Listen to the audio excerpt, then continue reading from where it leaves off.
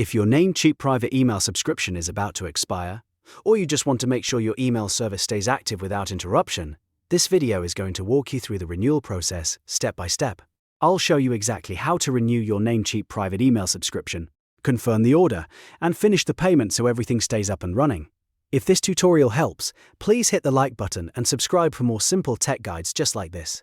Alright, let's jump right in. First, sign into your Namecheap account. Open your browser, go to Namecheap, and log in with the account that has the private email subscription attached to your domain.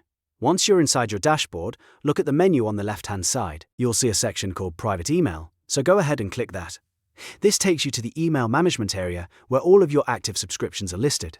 Now, find the private email subscription that is connected to the domain you want to renew.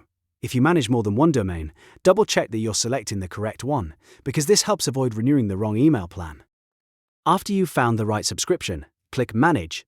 This opens the settings and billing details for that specific private email service. On this page, look for the row labeled Validity. This is where Namecheap shows how long your current subscription lasts and when it will expire. Once you find that row, click Renew. At this point, Namecheap will begin preparing the renewal order for your private email subscription. Next, review the renewal details carefully. Make sure the plan, duration, and domain information are all correct before continuing. This is always a smart step, because it gives you one more chance to verify that everything matches what you actually want to renew. When everything looks good, click Confirm Order. Now you'll be taken to the payment stage. Here, select your preferred payment method. Namecheap usually gives you multiple options, so choose the one that works best for you. After that, check your receipt contact details carefully.